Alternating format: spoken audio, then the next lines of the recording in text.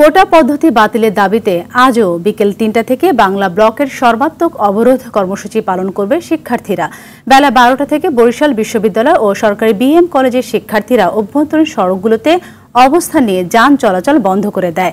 এতে বিপাকে পড়েছেন সাধারণ মানুষ। অন্যদিকে গাছের গুঁড়ি ফেলে রেললাইন অবরোধ করে বিক্ষোভ করছেন রাজশাহী বিশ্ববিদ্যালয়ের শিক্ষার্থীরা। এতে বন্ধ রয়েছে রাজশাহীর সাথে সারা দেশের রেল যোগাযোগ।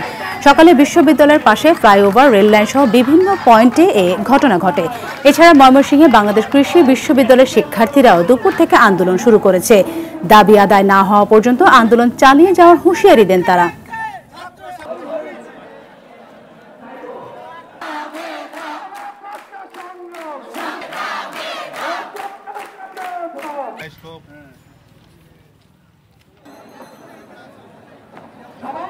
কোটা প্রথা বাতিল তো না, আসলে আমরা একদম যদি এক ভাষায় বলতে চাই, কোটা সংস্কারের দাবিতে আমরা দাঁড়িয়েছি। যে যারা অনগ্রসর জাতিগোষ্ঠী আছে তাদের যে কোটাগুলো সেগুলো থাকুক আবশ্যকীয়, কারণ আমরা চাই তারাও আমাদের সঙ্গে সমানভাবে এগিয়ে আসুক। তো এই অনগ্রসর জাতিগোষ্ঠীর ক্ষেত্রে কোটাগুলো থাকুক।